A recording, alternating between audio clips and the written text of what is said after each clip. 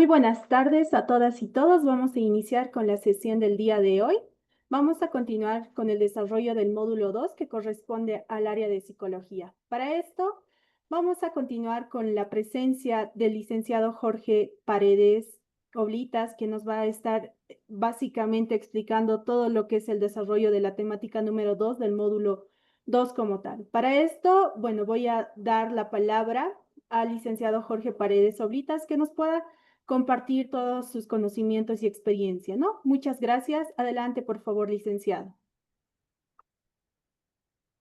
Bueno, muchas gracias. Muy buenas tardes a todos y todas. Por favor,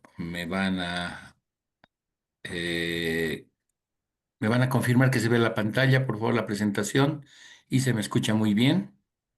¿Sí? Perfecto, muchas gracias.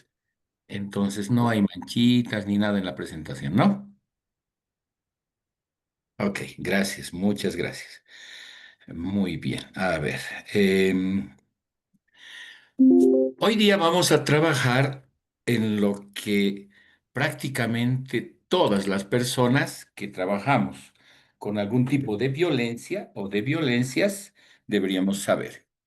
Y es el trabajo con víctimas y o sobrevivientes de violencia sexual y lo que implica el evento traumático en estas víctimas y sobrevivientes. ¿Sí? Entonces, vamos a desarrollar hoy día una clase por demás importante respecto a conocer con quiénes trabajamos, ¿sí? ¿Qué significa un evento traumático para un ser humano, para una persona que lo ha vivido? Muchas y muchos de nosotros hemos vivido eventos traumáticos, pero también hemos confundido el concepto de trauma, por si acaso. No todo es un evento traumático. ¿No? No el hecho de, qué sé yo, he castigado a mi hijo y mi hijo se ha traumado. Y estamos acostumbrados a hablar así, ¿no? ¿Se acuerdan?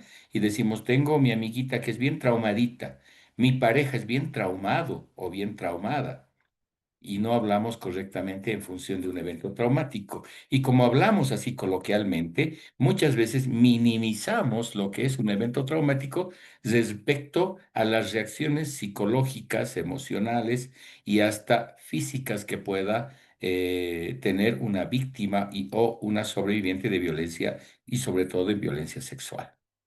¿Sí? Entonces vamos nosotros a desarrollar hoy día lo que realmente es un evento traumático, ¿sí? Entonces, vamos a ver que el objetivo de este día, de esta clase de hoy, de esta capacitación, será que al finalizar, todos deberíamos estar capacitados para describir el trauma y su impacto en sobrevivientes y proveedores de servicios. ¿Quiénes son los proveedores de servicios? Nosotros. Nosotros proveemos un servicio a estas personas, ¿sí? Y trabajamos, por favor, les había dicho en la anterior clase, vamos a empezar a hablar correctamente, técnica y profesionalmente, ¿sí? Yo personalmente no trabajo con clientes, ¿se dan cuenta? Cliente es algo muy cosificador, alguien que viene, arregla mi, qué sé yo, la lavadora y, bueno, serás el cliente de esa persona o hago un negocio con alguien. Tampoco trabajo con usuarios, ¿no? Porque no me usan ni los uso, ¿sí? ¿Con quiénes trabajamos? Trabajamos con personas. Somos personas que trabajamos con personas. Y cuando le damos esa categoría de personalización con quienes trabajamos, nuestro trato también va a ser mucho más humano, nuestro trato va a ser mucho más acorde a la necesidad tanto de esas personas como de nosotros como personas y seres humanos. Habíamos quedado en la anterior clase que acá nos vamos a quitar los doctores, licenciados, licenciadas y vamos a trabajar con personas. A mí no es necesario que me digan licenciado, doctor, señor, no sé. Mi nombre es Jorge, Jorge. Y yo les voy a decir por sus nombres porque esta es una interacción de conocimiento. No solamente yo les doy conocimiento, ustedes me dan conocimiento también. Es una interacción de conocimientos que vamos a compartir en este proceso de formación, por lo menos con mis clases, ¿sí? Entonces vamos a poder, aparte de describir el trauma y su impacto, vamos a poder reconocer las señales y los síntomas del trauma. Ahí vamos a ver qué es el trauma, y cuáles son los síntomas, las características que tiene un evento traumático en una víctima y o sobreviviente de violencia. Cualquier tipo de violencia, pero en específico la violencia sexual. Vamos a demostrar técnicas efectivas para interactuar con sobrevivientes de trauma. ¿Será lo mismo actuar con una persona que no ha vivido un evento traumático que con una persona que no ha vivido nunca un evento traumático? Aunque eso es entre comillas. Yo creo que todas y todos hemos vivido un evento traumático en algún momento de nuestras vidas y le hemos dado mayor o menor relevancia en función de nuestras características y factores resilientes que hemos construido en nuestros procesos de desarrollo humano. No hay que olvidar que la resiliencia se construye y nosotros la vamos construyendo los seres humanos. Además, vamos a identificar e implementar estrategias para el trauma vicario, para promover un estilo de vida saludable entre aquellos que tienen contacto con sobrevivientes de trauma. Ustedes, todas y todos ustedes tienen que aprender a cuidarse de los eventos traumáticos con los que vamos a trabajar. No es fácil escuchar a una persona que venga a hacer una denuncia o a entrevistar a alguien que nos diga, esta niña fue víctima de una violación sexual, tiene 2 años o 1 año y 6 meses y ha sido violada por el padrastro y ha sido destrozado su aparato genital y tenemos que trabajar con esta persona. Solo escuchar eso se nos pone la carne de gallina a muchas y a muchos, porque somos seres humanos, porque somos personas que vamos a trabajar con personas. Y el dolor puede afectarnos, claro que sí nos puede afectar, en diferentes maneras, tanto en procesos de desensibilización sistemática ante el dolor, ¿no? Que les ocurre a muchos profesionales que ven dolor todos los días. Me animo a decir a enfermeras, a médicos emergenciólogos, etcétera. La misma policía boliviana, ¿no? Que se puede desensibilizar en algún momento ante el dolor. Y el otro extremo, un involucramiento afectivo emocional, donde veo tanto dolor que me afecta y que lo asumo e internalizo ese dolor y lo vuelvo parte de mí y de mi vida.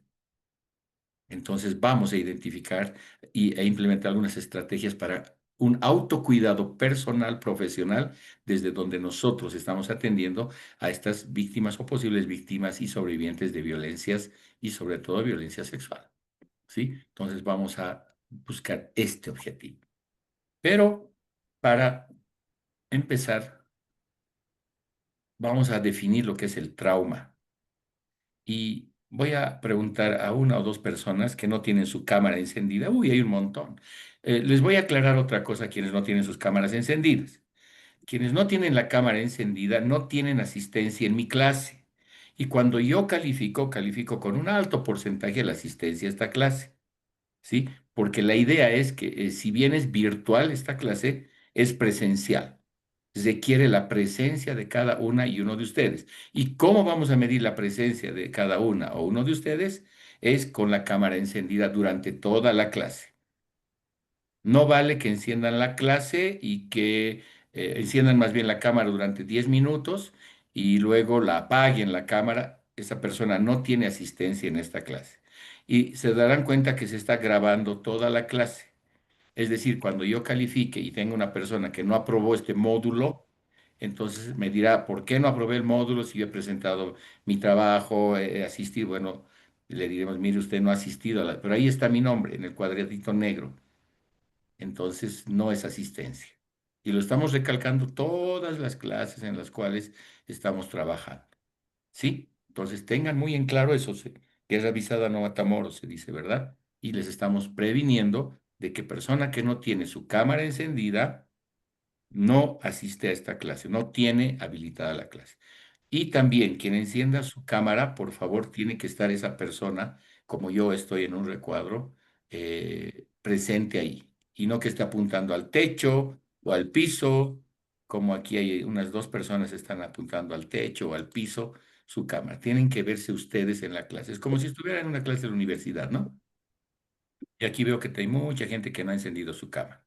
Por ejemplo, Eddie Cáceres, Villas de Alcarín, Iván Zapana, Natalia Paz, Andrea Mamani, Leslie, Tinta Chura, luego Ana Mamani, Guadalupe, Naiset, Emma Ortiz, y aquí hay otro montón de personas. Marcelo López, Emma Ortiz también, Zulma, Carlos, Lucevelín. Ah, y pongan sus nombres y apellidos, por favor. Carlos, por ejemplo, no sé qué Carlos será. No tiene asistencia Carlos porque ni está su cámara encendida tampoco. Pero tampoco tiene apellido, ¿no? Jocelyn Plata, Grisel, Noemí, Paula Aramayo, Miriam Cejas, Liz Rivera, eh, uy, Tatiana Cutipa, Vivian, Isabel Villarreal, Mónica, Carla, solo dice Carla, no tiene apellido, Lilian Loza, Israel, Lilian Loza tiene dos equipos conectados y ninguno con cámara, Carlos Aguilar Mendoza, Rommel, Diego, Mugisaca, ninguno de ellos tendrá asistencia en esta clase. Solamente para recordarles, ¿sí? Bueno, a ver. Con las personas, vamos a ver quiénes están en la clase, y rapidito.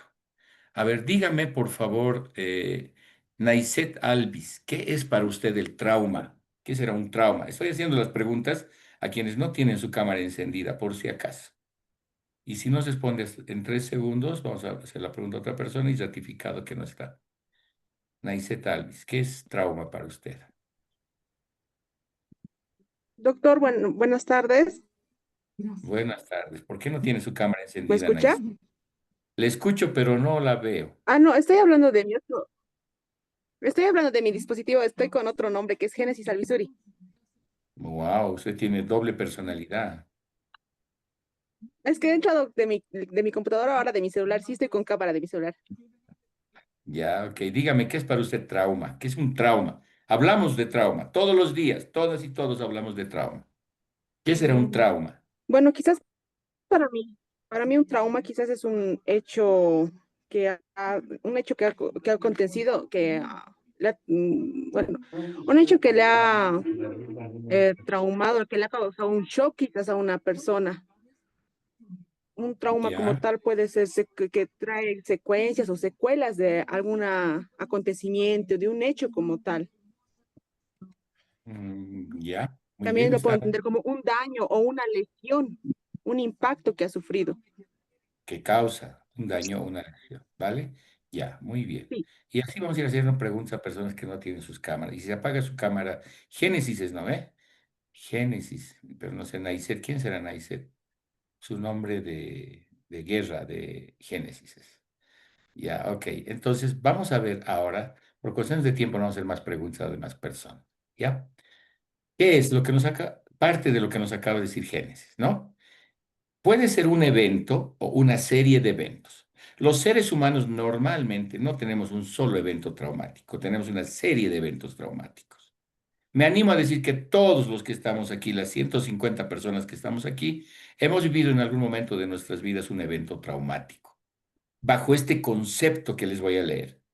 Es ese conjunto de circunstancias experimentadas por un individuo como algo físico o emocionalmente perjudicial o que amenaza la vida, y lo he resaltado. Un evento traumático o un trauma tiene que tener esta característica de amenaza a la vida y que tiene efectos adversos, ¿no? Que son duraderos en el tiempo e inolvidables sobre el funcionamiento y el bienestar mental, físico, social, emocional o espiritual del individuo. En todos los niveles nos va a afectar. ¿Por qué me animo a decir que todos aquí hemos vivido un evento traumático? Porque hemos vivido una pandemia, hemos vivido un riesgo a nuestra vida mundial. En el mundo se dio esta pandemia del COVID-19. ¿Y qué es lo que ha ocurrido en este COVID-19? Había afuera, en el aire, un virus que nos podía matar y que el real ha matado a mucha gente. Entonces estaba en riesgo, había una amenaza a nuestra vida. ¿Se puede considerar un evento traumático? Sí. ¿Y nos va a afectar a qué nivel? A nivel mental, todos teníamos miedo. ¿Se acuerdan cuando andábamos con barbijos y los barbijos valían 10 bolivianos y a veces no había? Y hacíamos colas, filas en las farmacias para lograr un barbijo. O los famosos ibuprofeno y los que se llaman, incluso básicos, los que se llaman los antibióticos básicos. Hemos llegado a tomar inclusive un líquido que no me acuerdo qué era, que era para limpiar los excusados, si no me equivoco. Hemos llegado a tener miedo.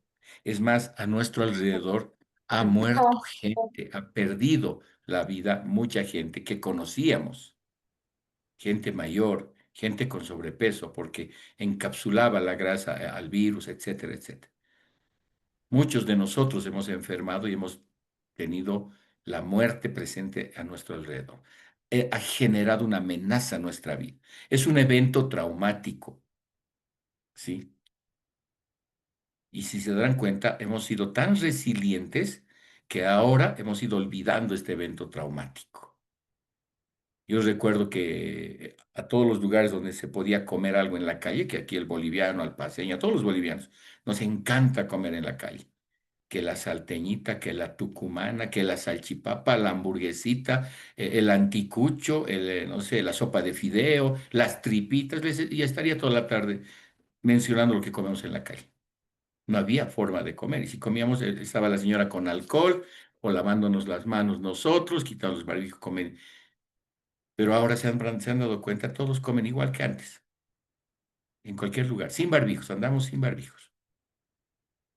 ¿Ha quedado secuelas? Sí, porque si una persona en el minibús se sienta a mi lado y empieza a toser, a toser, a toser, capaz de que yo me baje. Peor ahora con esta epidemia de influenza que estamos a punto de tener en nuestro país, que nos va a generar muchos detonantes. Entonces, ¿qué es este evento traumático? Son estos hechos, estas circunstancias que hemos experimentado y que el individuo experimenta constantemente.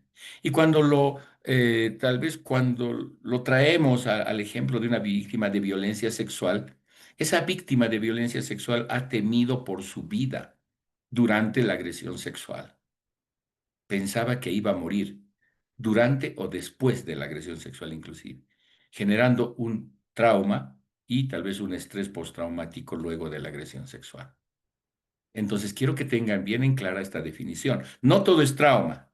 Se ha caído mi hijito de la bicicleta y se ha traumado. Si se ha caído ese niño y se ha caído de la bicicleta y la bicicleta estaba en el camino de la muerte y ha salvado su vida, bueno, hay una amenaza a la vida. Pero si se ha caído en la calle, no había una amenaza a su vida, por lo menos latente. ¿Sí? Entonces, no todo es un trauma. Como no todo es un trauma, no todo se atiende como un trauma. Debemos aprender a discriminar un evento traumático del que es como del que no es.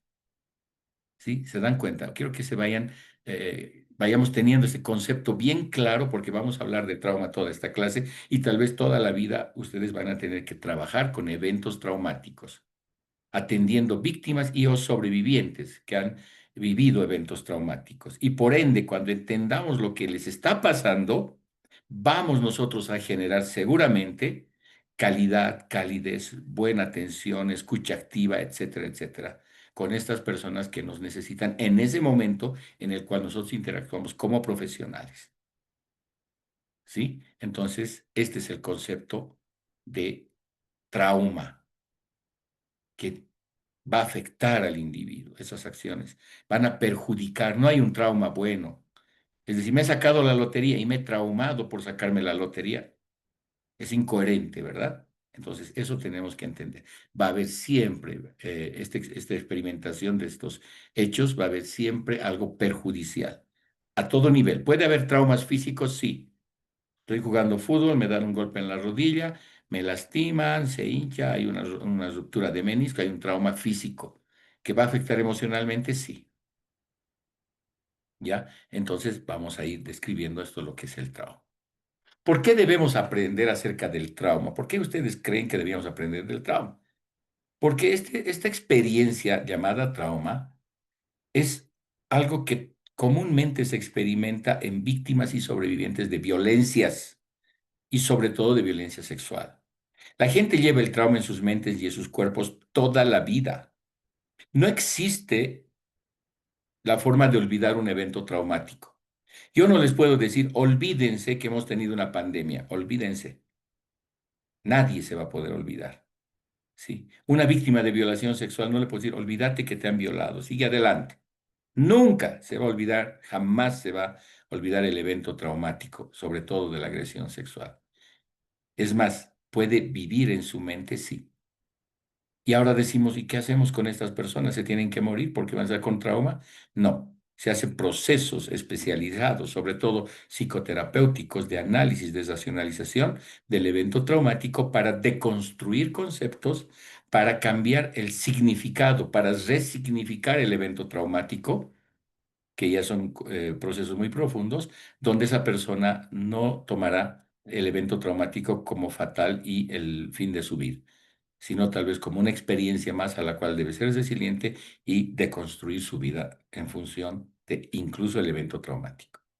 El trauma va a afectar el comportamiento, sí, los sentimientos, sí, las relaciones y la forma de ver el mundo que tiene una persona así. Todo se va a volver muchas veces negro, catastrófico, si no se atiende adecuadamente y puede estar años y de años así. Y de manera profunda y algunas veces confusa va a generar en esta persona reacciones tan altas y tan graves, inclusive en contra de su persona, como una ideación suicida o la consumación de un suicidio en sí, dependiendo de cómo esta persona va a asumir el evento traumático, cuáles van a ser sus factores resilientes individuales y de su entorno que van a coadyuvar en un proceso de recuperación, de sanación, de deconstrucción o como quiera llamarse. ¿Sí? Entonces va a depender mucho, pero mucho, de el entorno. Y en ese entorno, muchas y muchos de ustedes van a estar ahí, tanto en el apoyo jurídico legal, que muchas veces para la víctima, que se llama el resarcimiento de la justicia, es muy importante, buscar justicia. Van a escuchar a muchas víctimas, ¿por qué usted está en este proceso? Estoy buscando justicia. Quiero que se haga justicia porque no es justo lo que me han hecho, no es correcto lo que se me ha hecho, ¿sí? Entonces, esto, este paraguas en el cual nos vamos a nosotros proteger respecto al evento traumático, nos va a permitir, digamos, empezar a entender qué es el trauma. Por supuesto, hay tipos de psicotraumatización en las víctimas, ¿sí? No todos los eventos traumáticos afectan de igual manera a los componentes del evento traumático o los intervinientes. Existe, por ejemplo, en una psicotraumatización en víctimas, la psicotraumatización primaria, y es la que le ocurre directamente a la víctima. A la víctima y o sobreviviente de violencia sexual se podrá decir que tiene una psicotraumatización primaria. Una traumatización o psicotraumatización secundaria le ocurre al testigo, a quien ve el evento traumático. Es indirecta y contingente, es decir, quien a través de sus órganos de los sentidos ve, escucha, huele, siente algo relacionado con la traumatización ocurrida a otra persona.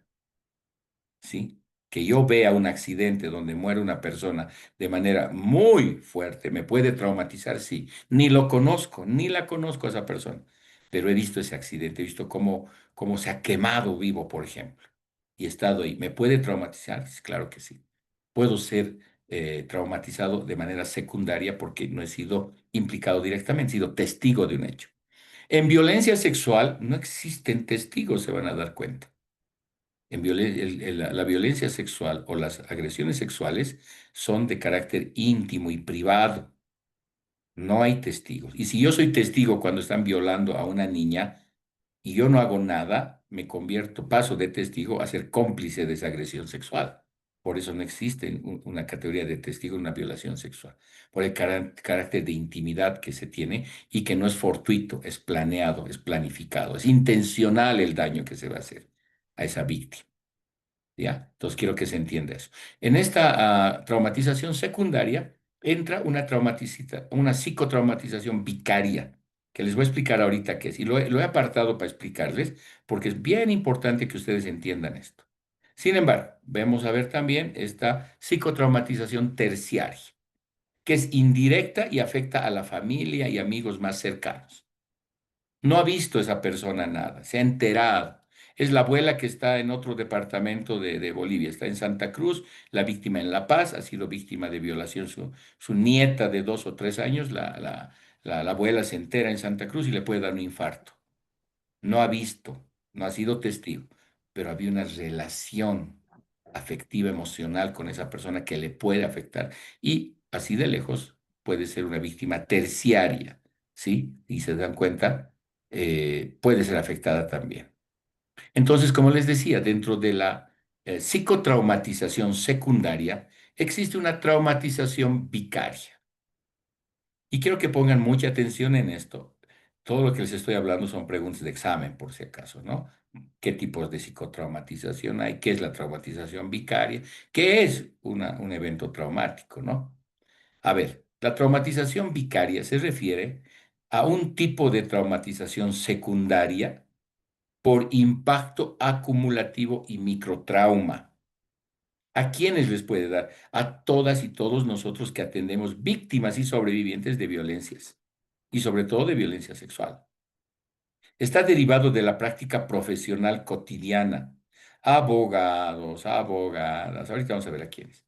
A todo el personal de ayuda que conocerá el suceso traumático a través del relato, la narración o escritos de la víctima primaria. ¿A quiénes les puede afectar? Clínicos, o sea, médicos. Médicos que ven todo el tiempo eventos traumáticos, desde físicos hasta los emocionales. Terapeutas, quienes trabajamos con problemas constantemente. Nosotros, los terapeutas, que vemos todo el tiempo injusticias, violaciones, dependiendo como dónde y trabajamos también, ¿no?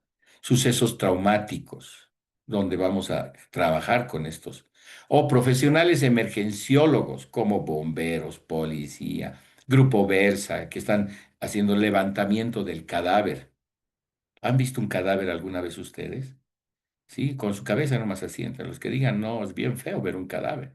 Las personas que ven un cadáver, peor un cadáver que digamos en un accidente donde ha habido mucha violencia, no van a olvidar eso mucho tiempo. Va a estar en su memoria, se va a quedar en su mente. Los que han visto algún cadáver y que no ha sido en un funeral, en un entierro, les digo, y que han visto en otra círculo, ahorita les estoy hablando y en su mente se va a generar hasta esa imagen de lo que han visto ese día o esa vez. Entonces les ocurre a personas emergenciólogas que ven todo el tiempo esto, de salud mental, quienes trabajamos en salud mental, jurídicos, es decir, a abogados, abogadas, fiscales, jueces, quienes van a ver constantemente violencia, jueces que están viendo constantemente homicidios, asesinatos, violaciones, violaciones infante, niño, niña, adolescente, en policlínicos o atenciones de choque, ¿no? Donde vamos a ver mucha violencia. Es a todas y a todos nosotros que nos puede afectar. Como en el ejemplo que les decía, niña de 2 años violada, se ha destrozado el aparato genital, tiene que tener 4 o 5 intervenciones quirúrgicas para restablecer solamente la funcionalidad de ese aparato genital. Y lo que les estoy contando, no lo estoy inventando. Ha sido un caso que hace algunos años se ha dado en la ciudad del Alto, donde el padrastro ha violado con tanta violencia, valga la redundancia, que a la niña le ha destrozado el aparato genital y que tenía que tener cirugías plásticas para reconstruir todo lo que es vulva, vagina, etcétera, ¿no? Solamente atender, imagínense al profesional que ha atendido eso, al médico que atendió, al pediatra que atendió, al psicólogo de la DNA, al abogado que atendió el proceso, ¿cómo le afectará? ¿Sí? O al policía. ¿Se acuerdan de ese caso de hace muchos años? Yo me acuerdo, yo he hablado con él, esa vez era teniente del PAC. Este teniente del PAC con 2 policías más estaba por el cementerio de La Paz y ve a una persona sospechosa que tenía una mochila y que tenía unas bolsas negras en la mano. Y lo detienen pensando, porque era 3, 4 de la mañana, y lo detienen pensando que era un simple y vulgar, digamos, ladrón. Y cuando abran la bolsa plástica, ven, ¿qué ven? A ver, ven una cabeza humana cercenada. Y en la mochila y en las otras bolsas había las partes del cuerpo de una persona que había destazado, ¿no? Entonces ese teniente ha estado en terapia algún tiempo, porque él decía, no puedo dormir, porque cuando cierro los ojos veo esa cabeza humana mirándome, ¿se dan cuenta? Entonces este evento traumático sí puede afectar a una persona que nada tenía que ver, a una persona que no ha estado en ese hecho. ¿ya? ¿Y quiénes son esos? Somos nosotros. O como les acabo de contar, les acabo de relatar eventos que a muchas y muchos he visto en sus rostros, uy, qué feo, ¿y cómo será eso? Entendemos. Este evento traumático vicario se llama así porque nos puede afectar a las personas que somos testigos, que hemos escuchado una narración, que hemos visto algo, que no estamos implicados directamente y ni conocemos a la víctima o a las víctimas, pero nos puede afectar, ¿sí? Entonces vamos a ver aquí para distinguir en esta pequeña imagen, vamos a identificar los tipos de traumas. Quienes estaban bajo los escombros, quienes fueron víctimas directas, quienes vivían en esa casa que se ha derruido, serán pues las víctimas primarias. Víctimas secundarias podrán ser estas personas, pero estén siguiendo mi cursor, estas personas que estaban pasando, estaban mirando, vecinos, vecinas que están por ahí, han escuchado, están ahí o por curiosos o tratar de, entre comillas, ayudar a algo, ¿no? Porque hasta para ayudar en un desastre hay que saber qué hacer, ¿no? Que estaban ahí y han visto y pueden ser afectadas, ¿no? Víctimas terciarias no van a estar en esta imagen porque están lejos del lugar, pero pueden ser los parientes de estas víctimas primarias que se han enterado que su familia está bajo los escombros, por decir algo. Víctimas secundarias, vicarias, serán pues bomberos, bomberas, médicos, emergenciólogos, grupos de rescate, especializados, etcétera, etcétera. La policía boliviana, médicos forenses, no sé. ¿No? Que están ahí no porque quieren estar ahí, sino porque tienen que estar ahí. Y ese tener que estar ahí les puede generar, imagínense que encuentren un cuerpo aplastado de una niña, por decir así. Y yo les digo esto para que nos pongamos en situación, ¿no? Para que vayamos pensando qué es lo que puede ocurrir en un evento traumático. ¿Ok? Muy bien. Dentro de los tipos de trauma también se pueden diferenciar por las características de cómo se presentan. Por ejemplo, un trauma agudo es un único evento que tiene una duración limitada. Normalmente la agresión sexual empieza con un trauma agudo. ¿Se puede volver crónico, complejo? Sí, pero empieza con un trauma agudo. Es un evento de duración limitada. La agresión sexual dura muy poco tiempo muchas veces. La agresión como tal, ¿no? Ahora, como habíamos visto en la anterior clase, como nos decía Jorge Barudi en su esquema, no acaba con la agresión sexual el sufrimiento de la víctima sobreviviente. Tiene otras etapas postraumáticas después del evento, que van a generar en esa persona también dolor, daño, inclusive años de años. Sin embargo, el trauma agudo es un evento único, un evento único que tiene una duración limitada en ese instante.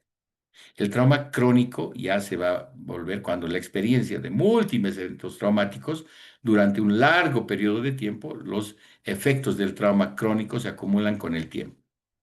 Es decir, la agresión sexual es el evento traumático agudo, se va volviendo crónico porque no se trata, no se atiende y se le van sumando a este tipo de evento agudo algunos factores como, por ejemplo, los detonantes que van a ir creciendo cada vez. La falta de atención en este proceso puede generar cosas como o trastornos de personalidad inclusive, ¿no? Rechazo a los hombres o a las mujeres, dependiendo quién fue el agresor, etcétera. Y se puede constituir en un trauma complejo. ¿Qué es un trauma complejo? Un tipo específico de trauma crónico también, causado por personas en quienes el sobreviviente se apoyaba para sobrevivencia y seguridad. Por ejemplo, tíos, tías, abuelos, abuelas, etcétera. Quienes tenían ¿qué se llama? La obligación, si se puede llamar así, que se llama la obligación de cuidar y de atender a estas personas.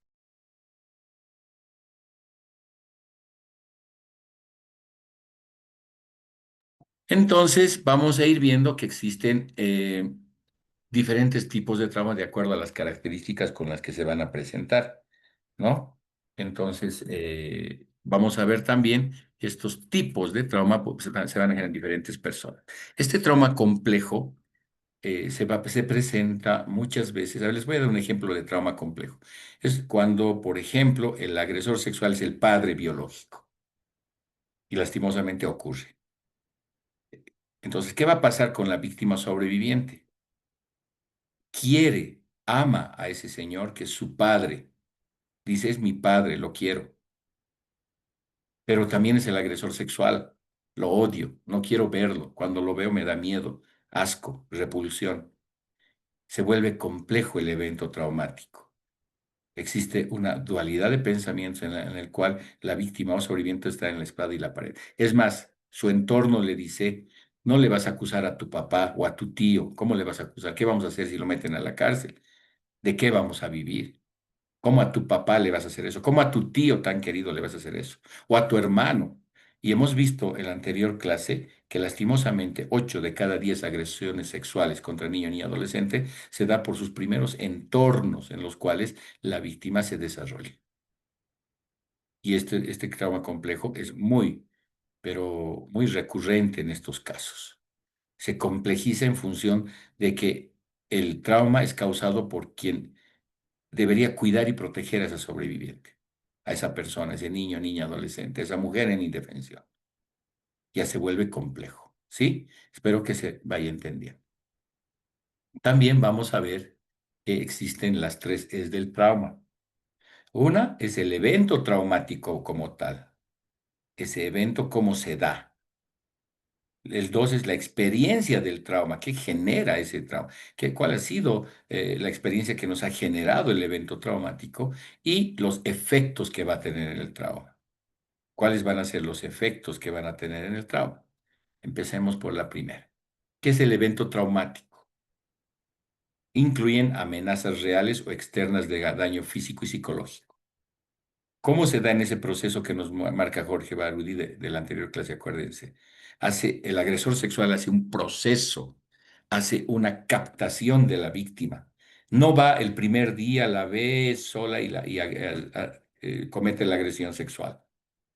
Empieza a manipular, empieza a acercarse, empieza a conquistar, si vale el término, a la víctima con dádivas pequeñas, con atenciones específicas. Ven, vamos a jugar a mi cuarto en el Play. Ven, te voy a llevar a tomar helados.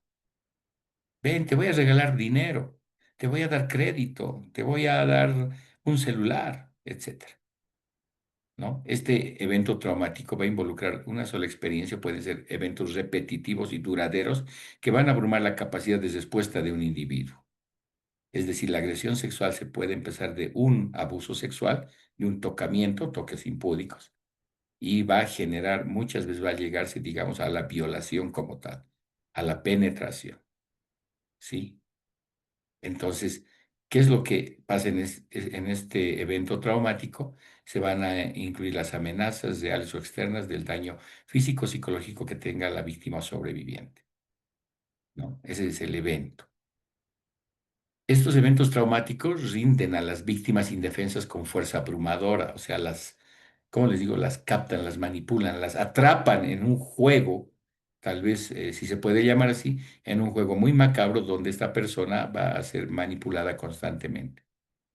¿A través de qué? Primero, como les digo, de la conquista, de la dádiva, pero también involucran amenazas a la vida, a la integridad corporal. Cuando no sirve para el agresor sexual esto de darle algo y a la víctima no lo requiere o no lo quiere, pueden empezar las amenazas a la vida corporal, vida íntegra y la integralidad, a su corporalidad, a un encuentro personal cercano con la violencia y la muerte, es decir, la va a amenazar de muerte. Y no solamente a ella, también a su entorno. Van a escuchar a muchas víctimas sobrevivientes decir, ¿y por qué no? Y les preguntamos nosotros, y les decimos, ¿por qué no has denunciado? ¿Por qué no has dicho que tu tío te estaba haciendo esto, o tu hermano, o tu hermanastra? Y decía, no, es que ha dicho que me iba a matar. Y ha dicho que le iba a matar a mi mamá y a mis hermanitos, o a mis hermanitas, ¿no? A eso se refiere este evento. Van a perturbar el sentido de control, conexión y significado. Esa víctima sobreviviente pierde el control sobre sus conductas o actividades, ¿no? La conexión con el mundo se va a volver distorsionada. Hay una desconexión del mundo entero, y ahorita lo vamos a ver, respecto al significado que tiene el amor, el cariño, el cuidado, la protección. Más aún si el agresor sexual es quien debería proteger y cuidar. Entonces, hay este tipo de involucramiento con esta víctima sobreviviente. Va a haber una confrontación a los seres humanos, confrontan a los seres humanos con los extremos de impotencia y terror. ¿Puede haber terror? Sí, existen víctimas sobrevivientes del terror, el miedo elevado a alguien o a algo o a algún momento o a algún lugar, muchas veces a la oscuridad. Los seres humanos hemos relacionado la oscuridad, lo negro, a lo malo, ¿sí? Y esto desde la época de las cavernas. No sé si han visto esa película de los Croods, se llama, un dibujo animado, los Croods. ¿Qué pasa en la época de la caverna? Llega la noche y tienen que meterse a su cueva porque la noche es peligrosa. Y nosotros hemos entendido eso. ¿Por qué nosotros no salimos de noche? Porque es peligroso. ¿Quiénes salen de noche? Aparte de ustedes, por los viernes, no estoy hablando de eso. ¿Quiénes salen de noche? Los malos, los que van a hacer daño, los delincuentes, no los que van a robar, asaltar. La noche, ¿sí? La oscuridad. Entonces va a confrontar a los seres humanos con los extremos de impotencia y terror. Evocan las respuestas a las catástrofes. Es catastrófico. ¿Qué te ha pasado? Violación. Oh, qué grave. Pobrecita. Dos extremos, ¿no? Pobrecita, o si no, claro, pues tú tenías la culpa. ¿Para qué sales? ¿Para qué vas? ¿Sí? Entonces, estos son algunos eventos traumáticos. Y la otra, es la experiencia del trauma. El trauma es una experiencia subjetiva y singular, es decir, el trauma le afecta a cada uno de ustedes de diferente manera. Va a depender de sus construcciones, procesos de desarrollo humano en el cual han construido sus resiliencias, sus formas ¿saben qué es la resiliencia, no? Es la capacidad del ser humano de sobreponerse a los problemas, las vicisitudes, las cosas malas que nos pueden pasar. Algunos son más resilientes que otros. Algunos son más resilientes a unas cosas que a otras cosas. Va a depender mucho de nuestra estructura, cómo nos vamos a ir formando en nuestro desarrollo humano. Entonces, el trauma es una experiencia subjetiva y singular. A cada uno de ustedes el mismo evento traumático les puede afectar de diferente manera. Por eso van a ver a víctimas de violencia sexual reaccionar rápidamente, sobreponerse, ser resilientes y recuperar. Y van a ver a víctimas de violencia sexual, ¿no? Que van a estar 1, 2, 3 años, 10, 15 años sufriendo ese evento traumático. Es por eso se dice que es subjetiva y singular a las personas. Un evento que es traumático para una persona puede no serlo para otra, ¿no? A ver, levanten la mano, no la virtual, levanten la mano. ¿Quién les tienen miedo a las arañas? Levanten la mano, a los bichos. ¿Nadie? Y ahí hay una, dos, ahí voy. No la mano virtual, sus manos ahí en la pantalla, muéstrenme. Así, a las arañas. Ya, perfecto. Bajen la mano. ¿Quiénes le tienen miedo a las víboras? Adelante la mano. Ya. ¿Quiénes le tienen miedo a los ratones? Levanten la mano. Ya, perfecto. ¿Qué es lo que pasa en esto? Ahora voy a tratar yo de bajar esta mi mano. ¿Cómo se subió? Un ratito. No quiero. Bueno, ya, que esté ahí la mano se va a quitar. Escúchenme, ¿por qué les he dicho eso? Con este ejemplo quiero que vayan entendiendo. Por ejemplo, si tienen miedo a las víboras, ¿no? Tienen un terror a las víboras. ¿Qué pasa si están en un salón y alguien les bota una víbora de goma a los pies? Me imagino, o dan un salto enorme o se desmayan ese rato sobre la misma víbora de goma, porque así reacciona nuestro cuerpo ante el evento traumático. Y eso lo vamos a ver en la subsiguiente clase cuando veamos cómo es la reacción de nuestro cerebro ante el evento traumático. ¿Ya? Entonces, ¿qué pasa con este ejemplo? Si se les lanza la víbora a los pies, ustedes van a saltar. Pero rápidamente su cerebro va a decir, no es de goma, no me afectes de goma. No, una víbora de goma. Sí, me da asco, pero no me da miedo, ¿no? Entonces puede ser otra reacción, ¿sí? Ahora, imagínense que yo vivo en los Yungas, bien adentro, por Palos Blancos, por un lugar donde hay mucha vegetación y veo constantemente víboras. Viborillas están allá, ay, mira esa viborita, todavía le agarro, juego, le doy vueltas y la boto. Qué diferente es a esa persona que vive aquí en la ciudad y que nunca en su vida ha visto víboras más que en la tele o en su celular. A eso se refiere que la experiencia traumática puede o no serlo para otra persona. Para esta persona que vive en los yungas y las arañas de este tamañote hace una tarántula, no es nada.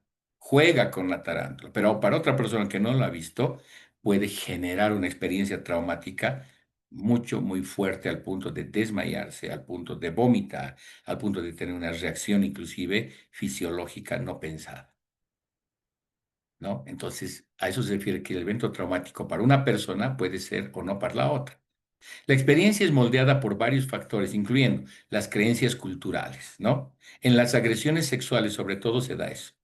¿Qué pasa con la mujer que ha sido violada? Uy, no, es un estigma social, se la marca. Por eso muchas víctimas de violencia sexual no quieren ser víctimas de violencia sexual. Un ratito, espérenme, voy a... ¿Dónde está esto de las manos? Quiero quitar esa mi mano que está levantada. Me va a dar calambre si sigo así, con la mano levantada. Acciones de gestos de manos. No quiero. ¿Dónde está? Mm, mm, mm, mm. No encuentro, che. En reacciones. Reacciones. ¿Dónde están reacciones, aplicaciones, audio? Participan, quiere compartir por control de aplicación. ¿Dónde está Esperen, el corazón? Al lado del chat. Al lado de Dice React, un corazoncito. un un corazón React. corazoncito pongo. ¿Cómo voy a poner corazoncitos, chicas? No, ahí está. Es Tengo que participantes, no. chat, React, reacciones. React. Herramientas del anfitrión, bloquear, bla, bla. Al No, lado de chat.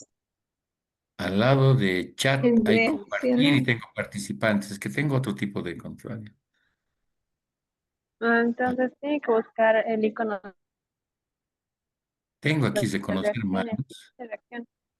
Ay, Dios, no encuentro. Es Hay que yo un soy... icono que dice React y está con el dibujo de un corazón.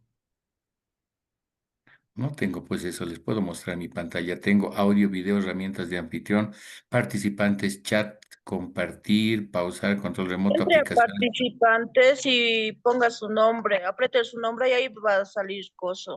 Levantar la mano, bajar la mano, le va a salir. A ver, aprieto. Nah, aquí está. Nada, que editar imagen, perfil, cambiar nombre. Todo me sale en mi imagen, menos eso. Ya, no importa. ¿Hay alguien más? Le he hecho levantar la mano. O puede apretar Control más Shift y más Y le va a salir la reacción. Ocha, control. Me había jugado toda la Más tarde. Shift, Control más Shift más Y al mismo tiempo. Control más Ya, Shift más Y. control, aquí está más. Shift más Y. Control más Shift más Y le va a salir la Ya. reacción. Mm, ay, o sea, ya, no importa. Activar audio. ¿Sabes lo que pasa? Es que sale en la manito, pero bueno. Ya, no, ni modo. Que se quede así mi mano. Ya, continuaremos. Nos vamos a estar jugando toda la tarde. Otro rato voy a practicar.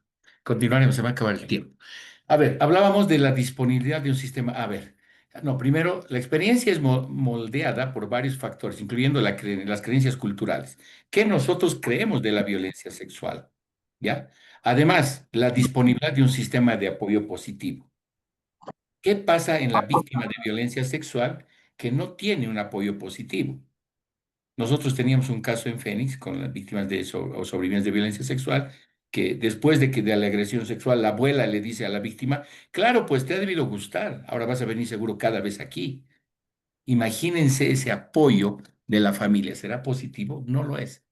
Si tiene un sistema de apoyo positivo, esta experiencia traumática puede ser incluso deconstruida y llevadera. Cuando la familia la apoya, la acoge y le dice, no, te vamos a apoyar en todo. Aquí estamos nosotros para darte nuestro apoyo. La etapa de desarrollo de la víctima o sobreviviente influye en la experiencia traumática, sí. Diferente a una niñita de 1 año y medio, 2 años, que se da lastimosamente, que tal vez en ese momento va a sentir la agresión sexual como una agresión física solamente. No estoy diciendo que no le va a afectar después, a sus 10, 13, 14 años que tenga, luego le dicen, has sido violada a tus 2 años, sí le puede afectar emocionalmente, puede generar reacciones en esta persona. Pero a los 2 años no le pasaba nada. Claro, la etapa de desarrollo ha influido para que le afecte de mayor o de menor manera, ¿sí? Y las emociones experimentadas durante el evento. ¿Qué emociones ha experimentado? A las víctimas de violación sexual que han sido dopadas, por ejemplo, se les han puesto una pastilla, se han dormido y han sido víctimas de una violación sexual, tal vez podría trabajarse de mejor manera, ¿no? Que, bueno, se enteró que la agredieron sexualmente, ay, déjalo, que la agredieron sexualmente, que la violaron sexualmente, va tal vez sus emociones no van a estar en juego porque ha estado dormida, entre comillas, y se ha despertado y se ha enterado que ha sido víctima de una violación sexual, por supuesto le va, ¿no? Pero no de tal manera como esa persona que ha vivido, que sus emociones han estado en ese momento despiertas, conscientes durante la agresión sexual. Y ahí se van a generar muchos factores que van a ser detonantes en su vida, olores, colores, sensaciones, etcétera. Estas emociones que experimentas durante este evento pueden generar en esta persona un estrés postraumático muy fuerte. Y la otra, que son los efectos del trauma. Las respuestas cognitivas más comunes son la exposición a la violencia en los primeros años de la niñez, por ejemplo, priva a los niños de hasta un 10% de su potencial de cociente intelectual. Va a generar rechazo, aislamiento, se va a encerrar y, como dice aquí, los estudios marcan que un 10% del potencial del coeficiente intelectual va a ser dañado. Va a existir una mayor vulnerabilidad ante los problemas de aprendizaje y comportamiento para cuando los niños alcancen la edad escolar. Que afecta, afecta. De diferentes maneras, singularmente, subjetivamente, como lo hemos estado trabajando. Y algunos otros efectos, como por ejemplo, puede tener un inicio inmediato o tardío este efecto. Como les decía, a los 2 años de ese niño o niña va a tener, sí, un evento traumático, pero va a recordar más lo fisiológico, lo físico, el dolor físico que el emocional. Después, cuando entienda lo que es una agresión sexual como tal, ahí se le va a generar en esta persona, se le va a generar, digamos, diferentes problemas o reacciones psicológicas, cognitivas, emocionales, etcétera. Y se va a sentir víctima a los 13, 14 cuando sabe lo que es violación, cuando sabe lo que es relación sexual coital, cuando sabe lo que es una agresión. Puede durar mucho poco tiempo, pero no se olvida. Un evento traumático nunca se olvida, jamás. No existen pastillas de amnesia. No existe microlobotomía, no existe hipnotismo. Cuidado, he visto algunos colegas en Facebook, clases de hipnotismo, les vamos a hacer olvidar sus problemas. O sea, yo quisiera ir ahí que me hagan olvidar algunos problemas o algunas personas. No se puede hacer eso. El evento traumático va a vivir en la persona. Blanca, le voy a silenciar para que no siga riendo con nosotros. Ya le he silenciado, no se preocupe. ¿Ya? Entonces, ¿qué es lo que va a pasar en este evento traumático? Puede durar mucho o poco tiempo, o puedo resignificar. Nosotros tenemos, en Fénix, tenemos personas que han vivido 30 o 40 años con el evento traumático. Y hasta que vienen a Fénix y se dan cuenta y resignifican el evento, han tenido serios problemas de pareja, en relaciones con sus hijos, etc. No se olvida. Y si no se trabaja, puede dañar mucho. Es como una herida. Si a esta herida yo me he cortado la mano, si a esa herida le pongo una curita, una bendita, la tapo, dos cosas. Puede ser que mi cuerpo, con la resiliencia que tengo, digamos, en mis glóbulos blancos, rojos, etcétera, cierren la herida. O puede ser que no, que se infecte, que le salga pus y cada que me toque me duela. Y puede ser que se cangrene, que la pus vaya creciendo y me mate. Sí, puede ser. Entonces, ¿qué es lo que se hace? Normalmente se vuelve a cortar, se vuelve a exprimir, se vuelve a poner medicamentos y a sanar realmente. Más o menos es un ejemplo para que podamos darnos cuenta. Puede tener un impacto conductual, cognitivo, emocional, físico o espiritual. A todo nivel afecta un evento traumático, ¿no? El impacto conductual es muy fuerte. Un niño, una niña que ha sido víctima de violación sexual, día antes está saltando, jugando, riendo, de un lado a otro lado, es hiperactiva y nadie sabe qué hacer con esa niña o adolescente. Después de la agresión sexual, inmediatamente cambia la conducta. Se aísla, tiene miedo, llora, no quiere salir, no quiere interactuar. Un cambio conductual muy drástico puede haber en la víctima de violencia. Cognitivo, no puede aprender, no puede desarrollar sus conocimientos. Emocional, llora todo el tiempo, ¿no? Está de miedo todo el tiempo. A nivel físico deja de comer, entonces va a enflaquecer, o va a comer mucho, va a engordar mucho. Y espiritual también. Muchas víctimas de violencia sexual dicen, yo no creo en Dios. No, para mí no existe Dios. No me ha cuidado. Debería cuidarme Dios. No me cuido. Y eso que yo voy a la iglesia, estoy orando todo el tiempo, etcétera, etcétera. ¿No? Y puede también moldear creencias básicas de un sobreviviente acerca de su identidad. Puede ser. En adolescentes, sobre todo cuando ya hay una condición de erotismo en su vida personal, puede confundirse. Tenía yo una paciente que decía, sí me violó la primera vez, pero luego poco a poco le ha ido enamorando el agresor sexual. Pero la primera vez la violó, después la fue enamorando. Y ha habido ese problema incluso en su identidad personal, de qué le gustaba y qué no. Su cosmovisión y su espiritualidad también puede cambiar. Esos son algunos efectos que los vamos a ver ahorita un poquito más allá. ¿Cuáles son estos efectos del trauma en violencia sexual? Más específico ahora. Les decía en la identidad, ¿soy buena o mala persona? La mayoría de nosotros no hablamos de sexo y sexualidad. En el colegio no nos han enseñado qué es el sexo, qué es la sexualidad, qué son las relaciones sexuales.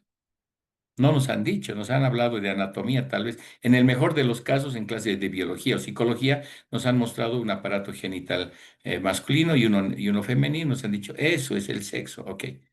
¿Y qué implica ese sexo? No sabemos. Es más, a nuestros hijos, a nuestros hermanitos, hermanitas, no les decimos que tienen pene a los varones. Les decimos que tienen pilín, pajarito, gusanito, platanito, cosita, no sé qué. Y a las mujeres les decimos lo mismo. Ah, tienes raíta, tienes sapito, arañita, peluchito, no sé, miles de cosas les han dicho. Pero no les decimos tienen pene y tienen vagina, porque es malo. Porque, a ver, que venga su hijo de 5 años y diga, la profesora del kinder me ha dicho que debo asear mejor mi pene, mamá. Capaz de que la mamá se caiga de espalda. Y, ¿cómo va a hablar estas cosas esa profesora? Hace un par de años se quería introducir la materia de educación sexual en la currícula de educación de los niños, ¿se acuerdan? Y se ha vuelto, uy, se ha satanizado. Han dicho, ¿cómo van a hablar de eso a los niños? Se van a salir más embarazados más niños, como si los niños, niñas pudieran embarazarse.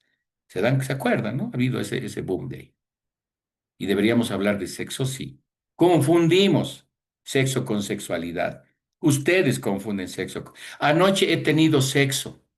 ¿Cómo que has tenido anoche sexo? Has nacido con sexo. Has nacido varón o mujer, con pene o con vagina. No es que anoche has tenido sexo. ¿Se entiende? Confundimos nosotros. Y como confundimos esto, cuando hay una agresión sexual, la satanizamos, la defenestramos a la víctima. Le decimos, tú tienes la culpa. ¿Para qué sales con ese grupo de chicos? Es que vos con puro hombres andas.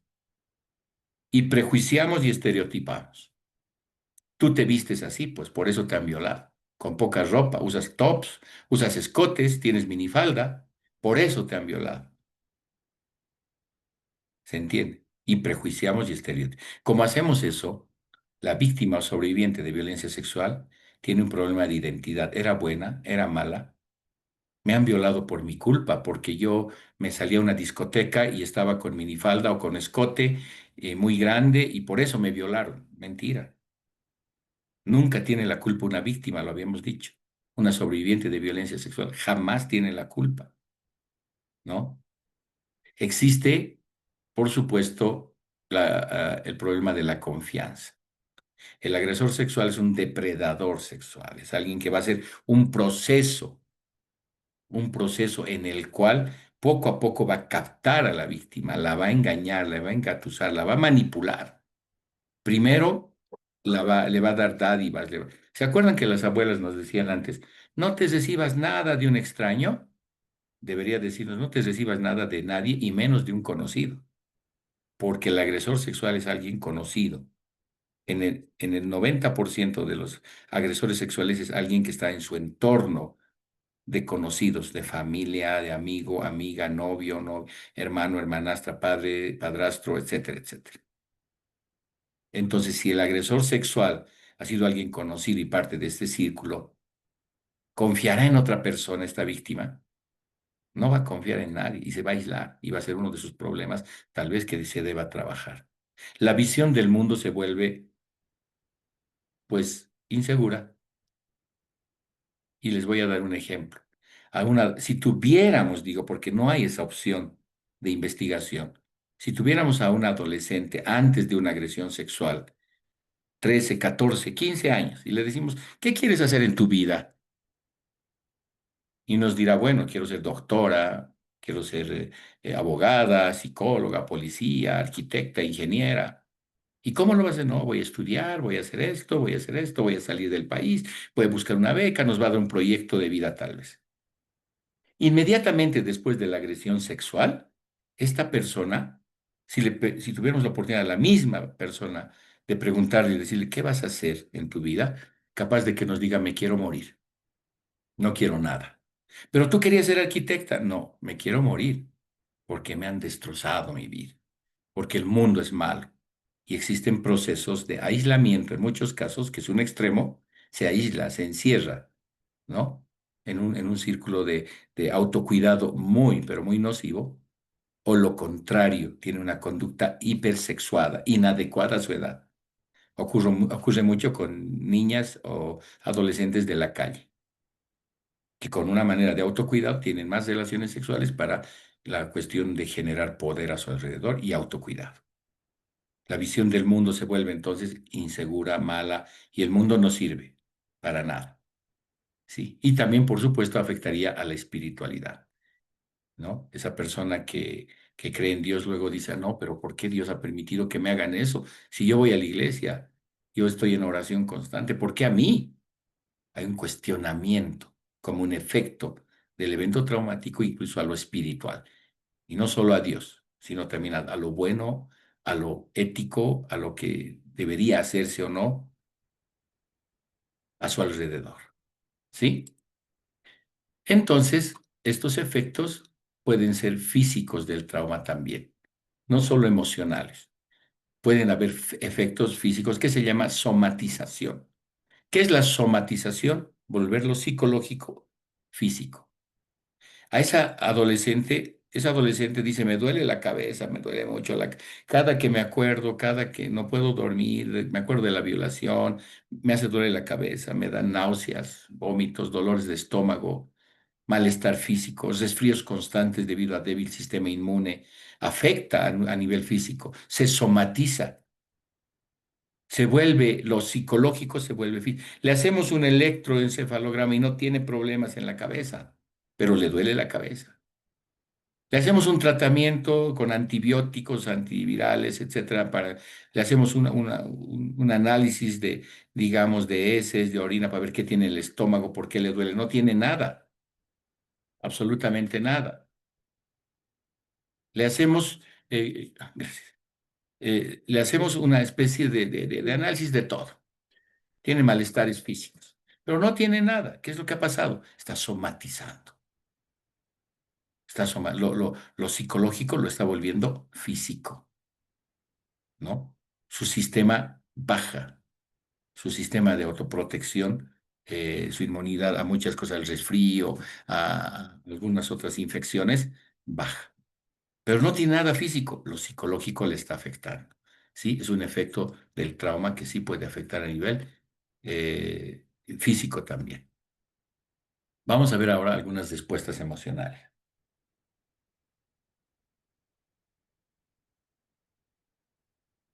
A ver, ¿cuáles son algunas digo, porque en base a estas también se pueden encontrar otras en función de las características psicosociales de resiliencia, de apoyo emocional, de la familia, etcétera.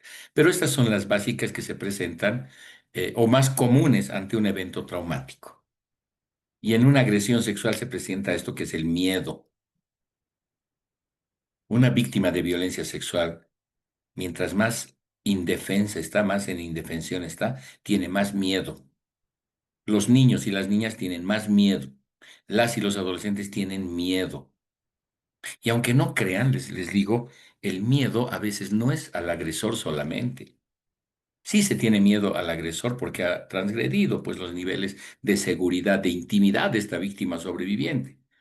Pero a veces es el miedo al entorno familiar. ¿Saben a quién es a la última persona en enterarse de la agresión sexual? En muchos de los casos, el padre, y después la madre, y después su familia. Más antes se entera la amiga o el amigo de confianza. Más antes se entera la maestra que ha logrado la confianza o otra persona que el papá. Y le decimos, pero ¿por qué no le has avisado a tu mamá? No, tenía miedo. Me iba a castigar. Pero tú no has hecho nada. ¿Por qué? La víctima sobreviviente se siente culpable de la agresión sexual, del evento traumático que ha vivido.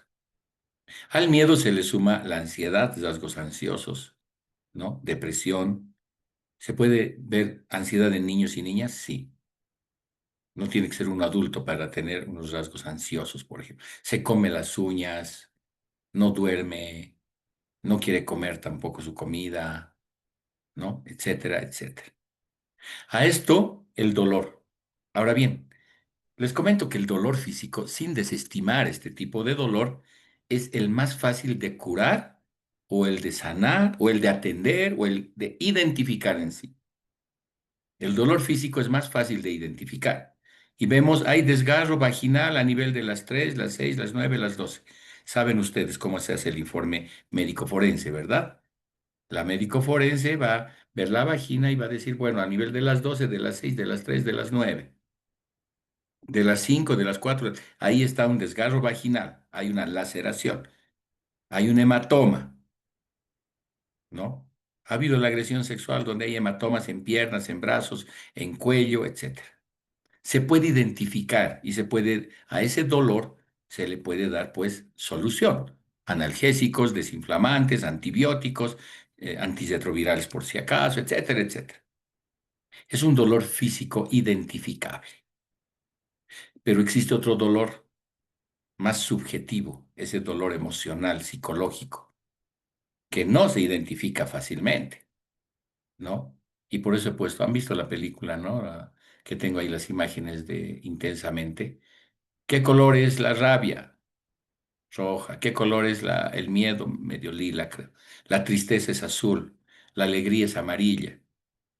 ¿Se acuerdan de eso, verdad? Pero eso, ¿de dónde han sacado? Es un invento de película, digo.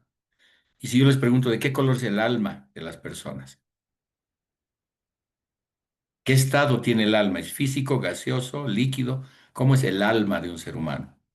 ¿Cómo es su estado psicológico? ¿Cómo es su psicología? ¿Qué es? ¿Cómo es? Son condiciones subjetivas que, por supuesto, en procesos científicos como maneja la psicología y la psicología forense, podemos volver objetivas algunas cosas, como emociones, sentimientos, etcétera, pero todas diferentes y singulares a la víctima o sobreviviente de violencia. ¿Se entiende? Entonces, ¿qué hacemos? Este dolor emocional lo tenemos que identificar para poder tratar, ¿no? Y viene la persona y me dice, Jorge, me duele el alma. Plop, ¿yo qué hago con su alma? ¿Cómo es su alma? Porque me ha pasado esto, ¿sí? E identificamos y subjetivamente tenemos que ir trabajando en ese dolor.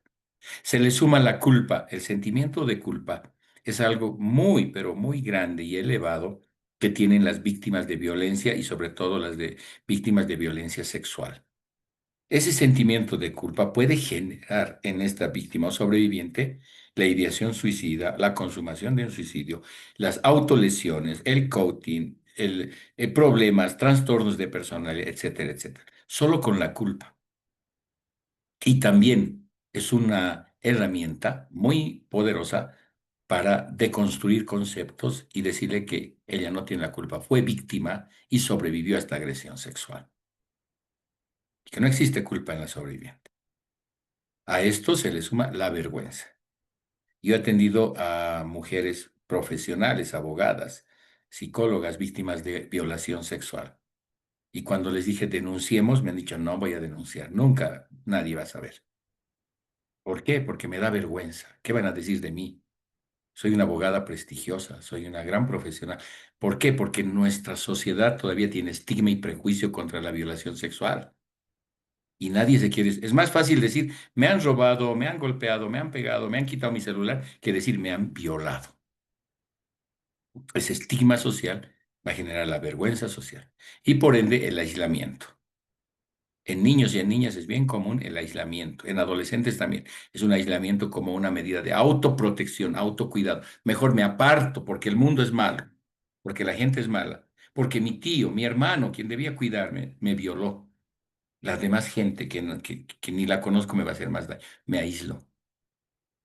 ¿Sí? El aislamiento es una respuesta emocional muy común ante el trauma. ¿Sí? Entonces vamos a tener algunos ejemplos de traumas. Lo habíamos visto en desastres naturales, ¿no? Donde va a haber trauma primario, secundario, terciario, en violencia infantil, que se relaciona con la violencia familiar, respecto a lo que implica las agresiones a niños, niñas, adolescentes o a mujeres en indefensión. Hay una condición que se da en la agresión, ¿no ve? Que es que siempre hay una asimetría de poder. El agresor sexual, el agresor físico, emocional, siempre tiene mayor poder que la víctima o sobreviviente. Siempre. Y ese manejo de poder, de circunstancia de poder, va a hacer que se maltrate o que se dañe a una persona en indefensión que tiene menos poder, menos fuerza, o física o emocional o social, etcétera. Y por supuesto, en agresión sexual se van a ir sumando todas estas características, ¿no? Asimetría de poder, ¿no? Agresiones a la intimidad, etcétera. Estos son unos ejemplos de trauma, ¿ya? ¿Cuáles son los factores que impactan la respuesta al trauma?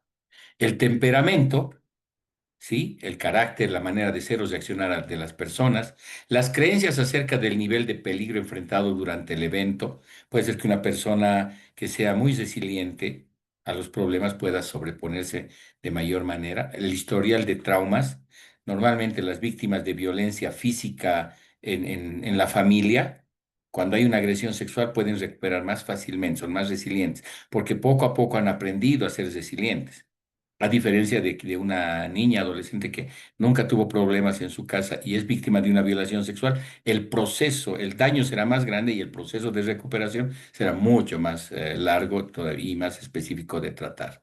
Problemas después del evento traumático no solamente acaba con la agresión sexual, sino el estereotipo y la discriminación, el maltrato, la revictimización en procesos, con lo que estamos luchando mucho, el Grupo Fénix, IJM y otras instituciones, en la revictimización, los problemas después del evento. Ahora voy a denunciar y voy, el de policía me trata mal y me dice, usted señorita, ¿para qué sale pues de noche? ¿O por qué pues consume bebidas alcohólicas? No debería hacerlo. ¿O por qué no se cuida? O lo último que me ha contado una víctima, una sobreviviente, me dice, la policía le había dicho, ¿qué le había dicho exactamente? Eh, Le había dicho, Usted pues, no se denuncia así nomás. Cuidado, porque si está denunciando, tiene que tener pruebas. Y si no tiene pruebas, usted nomás puede salir aquí perjudicada. O sea, la ley dice, y la ley dice que se debe creer a la víctima. ¿No? Y eso es una revictimización. Las influencias culturales, ¿no? ¿Se acuerdan de ese? No sé, creo que todavía en áreas rurales se sigue con esta, entre comillas, tradición o forma de resolver el problema de violación sexual. ¿Qué hacen? Le hacen casar con el agresor. Usted me la ha perjudicado. Ahora tiene que responder. Y tiene que responder casándose con esta chica, porque usted me la ha perjudicado a mi hija. Plop, creo. Hay un caso que tenemos en Fénix que le han hecho eso ya después de 30 o 40 años ha ocurrido esta agresión sexual y la madre le hace casar con la víctima y tienen un hijo y tiene otro hijo, dos hijos antes con el agresor sexual, hasta que ella crece porque tenía 15 cuando le hacen casar y tiene 20, 21 y logra ser profesional y dice, no, me alejo de este, es mi agresor sexual. estas prácticas, esta influencia cultural se refiere a eso. La disponibilidad de un buen sistema de apoyo cuando la familia no apoya. No existe ese sistema de apoyo. Tiene que sola o solo tratar de sobrellevar la agresión sexual, donde todos responden de manera diferente al trauma. Todos somos diferentes y todos respondemos de diferente manera. Va a influir mucho nuestro contexto de desarrollo evolutivo, en dónde hemos vivido, con quién hemos vivido. Sí. Ahora, no necesariamente papá y mamá juntitos, les cuento. Hay hombres o mujeres resilientes, tan resilientes que con la mamá solamente han aprendido de los problemas de la vida y han ido deconstruyendo conceptos, agarrando sus factores resilientes y siendo bien fuertes. Yo solo viví con mi mamá, ¿no? Y mis resiliencias son muy elevadas, ¿sí? Existe el tipo de trauma histórico, que lo podemos tener a nivel muy general, una forma de trauma colectivo. Eso es la pandemia. La pandemia ha sido un trauma histórico. Nosotros podemos decir, yo viví en una pandemia mundial y soy un sobreviviente de la pandemia y estoy aquí vivo. Los niños que nacieron el año pasado o este año, tal vez no van a decir eso de aquí a 15 o 20 años, ¿no? O lo que algunas personas están diciendo ahora. Yo he sobrevivido a la UDP, ¿se acuerdan de la UDP? Los que tienen un poco más. He sobrevivido, no había pan, iba a hacer fila para el pan. Pues esto no es nada, nos van a decir. Se va a pasar nomás. Y hay otras personas que no pueden, porque dicen, no puedo conseguir pan, no puedo conseguir aceite, no hay gasolina. Uy, hablando de gasolina, tengo que ir a hacer fila, así que nos apuraremos. ¿Me entienden? Son traumas históricos, ¿no? Que son transmitidos de generación en generación dentro de una comunidad. Uno de los traumas históricos más dolorosos creo que son las guerras. Sí, las guerras son traumas históricos que generan en las víctimas sobrevivientes, pucha, el trauma para toda su vida y esa amenaza de muerte constante. ¿Ya? Cuando una comunidad entera ha pasado por un trauma como la guerra, ahí está, genocidio, esclavitud, opresión de castas sociales u otros tipos de trauma rural, los impactos son a menudo compuestos, ¿no? De diferentes cosas, tanto el trauma individual como el grupal. ¿La cultura afecta en el trauma? Por supuesto que sí. Tomen nota de que algunas culturas tienen un número limitado de palabras para trauma, dice, y algunos contextos ven los síntomas del trauma como manifestaciones espirituales. Hay algunas culturas que generan traumas como una manifestación espiritual. Sí, esas, sobre todo algunas orientales, ¿no? Donde ponen en riesgo su vida esa persona para constituirse, digamos, en una mejor persona en su estadio relacional y cultural. Las respuestas necesitan un cuidadoso balance entre educar acerca del trauma y ser sensibles a los matices culturales, ¿no? Un evento traumático, a ver, nacional. Cuando es época de chaya, me acuerdo. No, yo me acuerdo que he ido así, me han invitado a chayar así en una comunidad. Cuando fui, entonces yo vi ahí, había la mesita, el fuego, ¿no? Había pues un hueco enorme en el piso, yo no sabía para qué era. Cuando han traído una llamita y delante de todos, ¡plá! Le han cortado el cuello a la llamita, la sangre allí. ¡Ucha! Eso puede ser un evento traumático para una persona. Para otra, no. Esa sensibilidad va a depender del contexto, de los matices culturales en los cuales se van a desarrollar.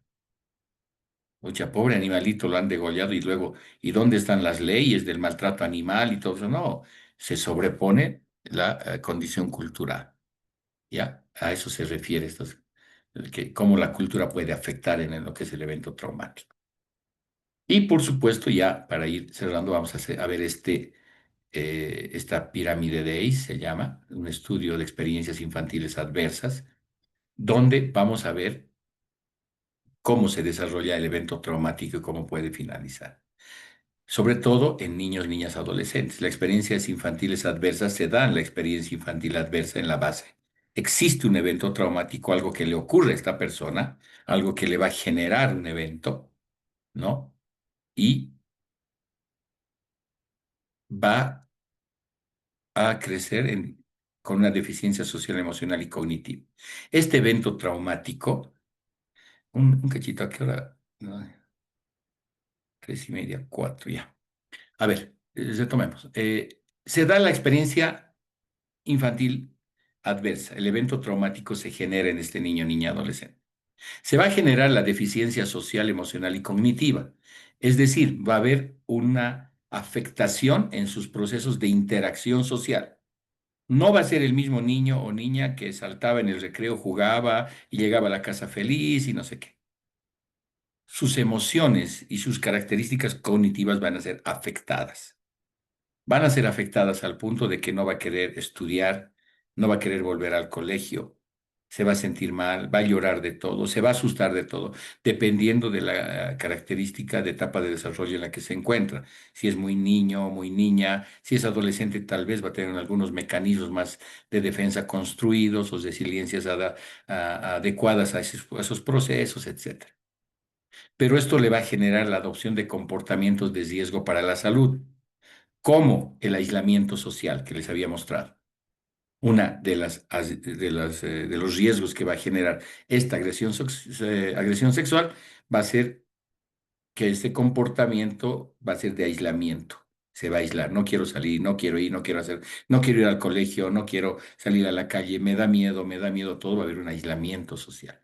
Y el otro extremo, lo que les había dicho, es una conducta hipersexuada que se da mucho en niños, en niñas y en adolescentes. Esa niña, esa adolescente habla de sexo y sexualidad como si fuera, como si estuviera hablando de pan, de queso, de mantequilla. Es tan normal que hay una conducta hipersexuada inadecuada a su edad. Esta adopción de comportamientos van a poner en riesgo su salud. Adolescentes que se aíslan al punto de que no quieren comer, no quieren salir, no quieren hacer cosas. Adolescentes que pueden utilizar las relaciones sexuales coitales como mecanismo de autocuidado y de poder y de asignación, digamos, también de roles en un grupo en el cual se va a desarrollar. Por supuesto, se pueden generar enfermedades, ITS, VIH, etcétera.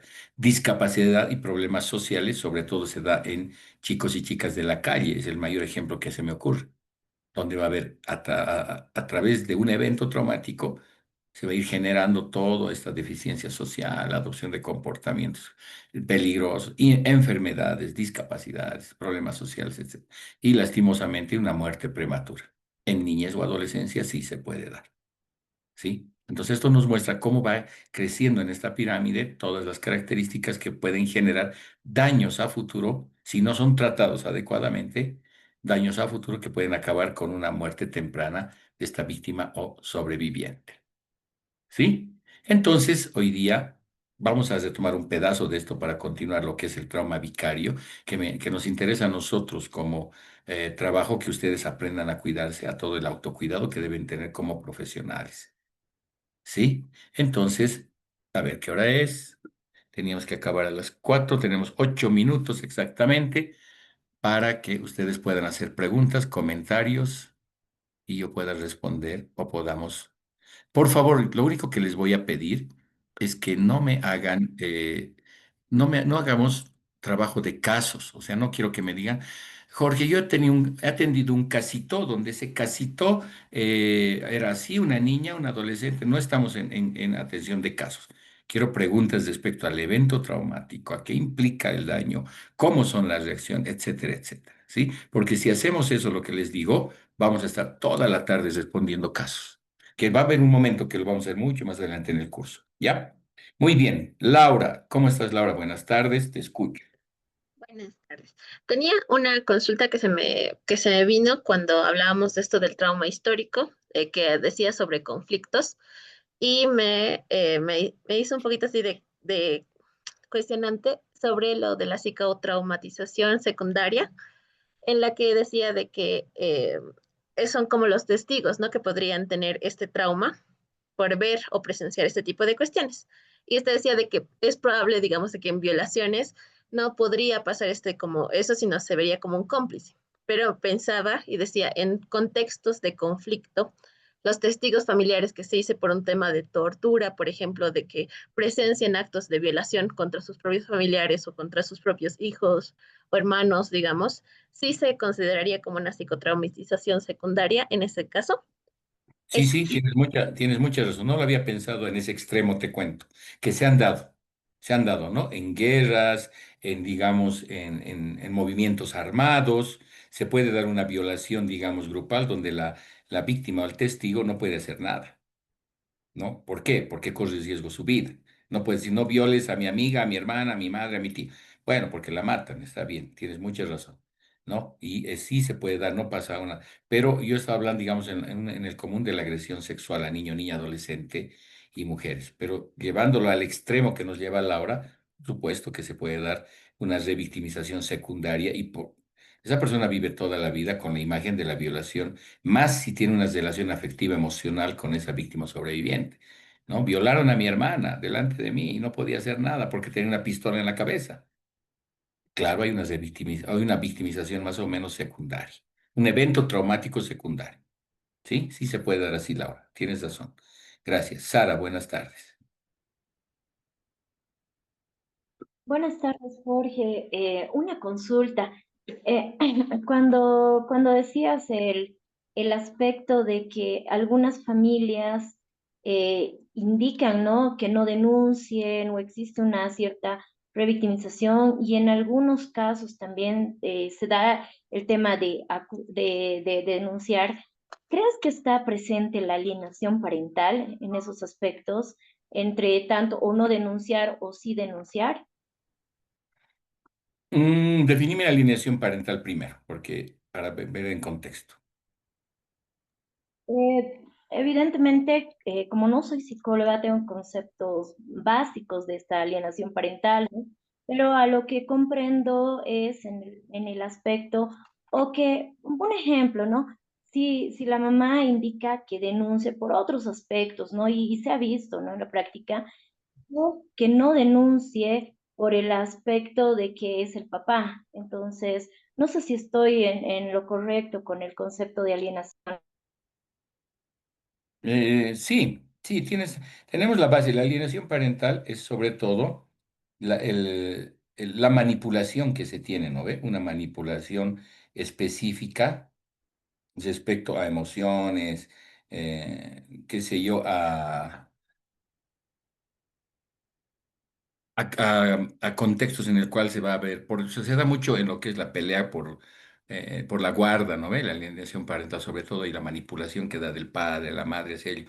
Se refiere sobre todo a esa manipulación que tiene este padre o madre sobre un niño o niña donde va a hacer que se desarrolle sentimientos, emociones, tratando de acomodarlo, ¿no ve? A lo que quiere tanto el padre o la madre, ¿no? Entonces vamos a generar rechazo o sentimientos de rechazo al padre, si en este caso, si queremos, por eso se da mucho en la guarda, ¿no? Entonces va a generar la alienación parental.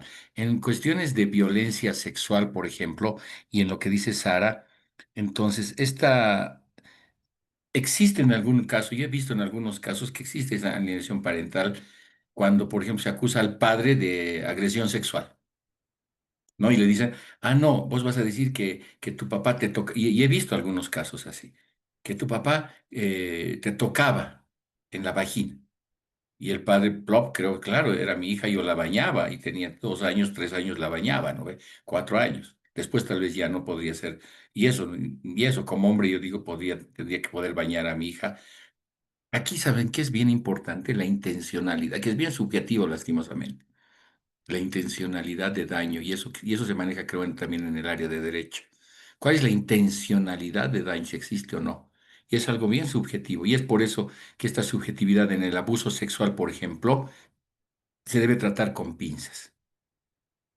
¿Puede haber alienación parental? Sí puede haber alienación parental en lo que es lo que dice, como puede haber alienación parental en una denuncia de violación sexual, sí se puede generar donde se va a manipular, digamos, las emociones, se va a manipular que un progenitor va a ejercer sobre su hijo con sentimientos negativos, con rechazo, con acusaciones contra la otra parte, digamos. Por eso les decía, se da mucho en lo que es la guarda o la tenencia o cuando hay una pelea por la guarda de los hijos, por ejemplo, o por la asistencia familiar también, ¿no? Entonces, ese tipo de cosas sí se puede manejar lastimosamente la agresión sexual con una alineación parental, se puede. Y se dan casos de esos. Identificarlo implica un estudio mucho más profundo de que si se da o no se da. No sé si eso te refieres, Sara. ¿Sí? Sí, perfectamente. Muchas gracias Ya, por la sí. Gracias. Andrea, buenas tardes. Hola, ¿me escucha? Ahora sí te escuchamos. Ahora. Buenas tardes, licenciado. Bueno, hace rato usted comentaba acerca del trauma vicario. Yo soy trabajadora social de hospitales de segundo nivel en Cochabamba, ¿no? Del Hospital Cochabamba, Hospital del Norte. Manejo mucho los casos ILES, ¿no? Sobre todo con menores de edad. Eso, como usted mencionaba, los traumas vicarios. Al primer contacto me ha tocado también poder identificar víctimas de violencia sexual, ¿no? Sobre todo mayormente abusos, que también paralelamente con el psicólogo hacemos un trabajo en conjunto para poder identificarlos. Pero en lo personal, como usted mencionaba sobre el trauma vicario, me ha afectado severamente una serie de casos, ya voy 4 años trabajando. Entonces, ¿cómo manejar desde una manera profesional que no me llegue a afectar porque me deja con insomnios, me deja con traumas? Veo mucha gente fallecida porque también atiendo casos de pacientes NNs, indigentes, adultos mayores, y me toca ver también o tocar cuerpos fallecidos, ¿no? Entonces, ante todo eso, ¿cómo puedo manejar yo? Eso le pregunto de manera profesional para poder evitar este tipo de que me siga afectando, pese a mi experiencia, innegablemente me afecta esta situación, licenciado. Gracias. Gracias, Andrea. Y como les digo, solamente Jorge, por favor. ¿Ya? Ok. Y lo segundo, Andrea, lo vamos a dejar para el siguiente capítulo, en el siguiente canal. No, mentira. La verdad es que vamos a trabajar trauma vicario la siguiente sesión. ¿Ya? O sea, no se pierdan, Andrea, la siguiente clase es el próximo jueves. No se pierdan la clase del siguiente jueves, porque vamos a trabajar todo lo que es trauma vicario y autocuidado. Y sí, a nosotros los profesionales que trabajamos con víctimas sobrevivientes nos piden, por ejemplo, empatía. Tiene que ser empático con la víctima, ¿no? Pero confundimos la empatía con un involucramiento afectivo emocional, que no deberíamos hacer. La empatía implica el ponerse en los zapatos del otro. Sí, o sea, quiero ponerme en los zapatos de la víctima, pero no para vivir lo que está viviendo esa persona, sino para entender y atender de manera adecuada lo que está viviendo esa persona. Y eso nosotros muchas veces no discriminamos. Y vamos a una clase y nos dicen, tienen que ser empático con la víctima, con la sobreviviente, y ya. ¿Y yo qué? ¿Yo dónde quedo? Si entiendo la empatía de ponerme en sus zapatos y no entiendo que no me debo involucrar afectiva emocionalmente, porque si lo hago, no ayudo a esa persona, porque voy a llorar junto a la víctima y eso es ser empático, o voy a esperar que llore, la voy a calmar y le voy a decir, bueno, busquemos ahora soluciones, veamos líneas de acción, estructuremos una estrategia de intervención. Ese es mi trabajo, sin ser frío, sin ser, digamos, insensible al dolor. Entonces, este acomodarnos a la sensibilidad, querida Andrea, es una línea muy delgada entre lo que es una que se llama un involucramiento afectivo emocional, que es uno de los lados a los que no queremos llegar, y a otra una desensibilización sistemática que también nos puede generar lo que es el trauma vicario. Es decir, atiendo tantas víctimas, tantas personas que me desensibilizo, pues. Y digo, y es que, y sin ofender a las enfermeras, ¿no? He puesto más de 200.000 inyecciones que cuando viene una persona a que le pongo un inyectable, bajes el pantalón, pin, le pincho y le aprieto y listo, y ya puede salir y tú sales cojeando, ¿no? Y te desensibilizas, ¿no? Y te desensibilizas ante el dolor, ante la persona. Por eso, les repito, si van a escuchar de mí alguna vez en el trabajo que realizamos, no me gustan esos conceptos de usuario, la usuaria, la clienta, no sé qué más les dicen a las personas con las que trabajamos. Somos personas que trabajamos con personas. Somos personas con unas capacidades académicas, experienciales, no sé, resilientes muchas veces, que trabajamos con otras personas con ese conocimiento, ¿no? Y también tenemos que cuidarnos. Y sí nos tenemos que aprender a cuidar eh, con algún tipo de, ¿qué se llama yo? De herramientas que deberíamos tener personales, que las vamos a trabajar la siguiente sesión, toda la clase de la siguiente clase va a ser precisamente de lo que es un trauma vicario, lo que es el involucramiento afectivo emocional, ¿no? Lo que es, digamos, la desensibilización sistemática que podemos tener ante el dolor o ante la violencia, que también es un mecanismo de defensa que podemos tener como seres humanos. Nos podemos desensibilizar, es un autocuidado que tenemos. Atiendo tanto que ya digo, no, bueno, hay un momento en que pongo unos bloques de mí, digo, no, es que tengo que atender de otra manera, ¿sí? De todas maneras, como les digo, y Andrea, vamos a esperar la siguiente clase para que hablemos de todo el proceso, de algunos tips que se les pueda dar a ustedes para este autocuidado y esta identificación del trauma vicario, como lo hace Andrea, y que sí tienen que tener un sistema personal, cada uno y uno de ustedes debería tener un sistema personal de autocuidado. ¿Qué hago? Un ejemplito, un adelanto de lo que vamos a dar. Yo, por ejemplo, trabajo hasta el viernes en la noche y hasta tarde a veces. Con el grupo Fénix estamos 7, 8 de la noche trabajando en todo lo que son procesos, pero sábado ya no trabajo. Y si me llaman de la oficina, y espero que no esté por aquí mi jefa, no le contesto. No le contesto. Le digo, no.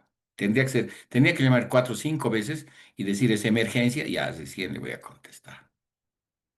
¿No? Que es un mecanismo de autocuidado. Sábado y domingo quiero sacar de mi mente todo lo que he hecho, digamos, de lunes. Para algunas personas no es tan fácil lo que yo hago, porque hay personas que trabajan el sábado hasta mediodía, ya, sábado, mediodía, cierro pues mi carpeta, cierro mi laptop, cierro mi trabajo y empiezo a darme un poco de tiempo para mí. Eso es autocuidado. Para el lunes entrar nuevamente al proceso, ¿no? En policías, por ejemplo, les he contado y me han dicho, pero Jorge, yo no puedo, yo trabajo 24 y luego 48, descanso 24. Bueno, las 48 otra vez, los 24 descansen, no atiendan nada. Por supuesto, tampoco hay ese famoso chip, ¿no? Yo escuchaba, antes era con el saco, les cuento. Llegas a tu casa, te quitas el saco de profesional y lo cuelgas y te pones el saco de papá y eres papá. Mentira. ¿Quién hace eso? Ahora es con el chip. Te sacas el chip de profesional, de psicólogo, trabajador social, abogado, no sé, y te pones tu chip de papá. ¿Quién puede hacer eso? Que me diga. ¿Y cómo se hace? ¿Y dónde está ese famoso chip? ¿Por dónde se mete? No existe. ¿Qué es lo que hacemos? Tenemos que aprender a tal vez dar prioridad a nuestras actividades en función de nuestros contextos en el cual nos vamos a desarrollar. ¿Sí? Y como les digo, solamente es un adelanto de lo que vamos a trabajar en la siguiente clase, que es trauma vicario y autocuidado. ¿Ok? Muy bien, no hay más preguntas, ya es tarde. La desconexión informática, también conocida como desconexión digital o derecho a la desconexión. Sí, qué lindo, Cristian, gracias. Tienes razón. A ver, traten de desconectarse del celular. A ver, traten, no lo van a lograr tan fácilmente. Y debería ser un sistema de autocuidado. ¿Ya? Lo vamos a ver en la siguiente clase. Gracias, Andrea, por la pregunta. Espero que les haya gustado la clase. Espero que se vayan con mucho conocimiento. Nos vemos la siguiente. ¿Ya? Chao. Buenas tardes. Yo me voy. Algo quiere decir, creo, Lisette. No sé si o será. Muchas gracias, licenciado, por, bueno, la presentación del contenido y nos vemos la siguiente clase. Muchas gracias por su asistencia. Hasta la siguiente clase. Ok, gracias. Adiós. Buenas tardes. Que la pasen bien. Adiós. Gracias. Chao. Buenas tardes. Chao, chao. Gracias. Adiós. Gracias.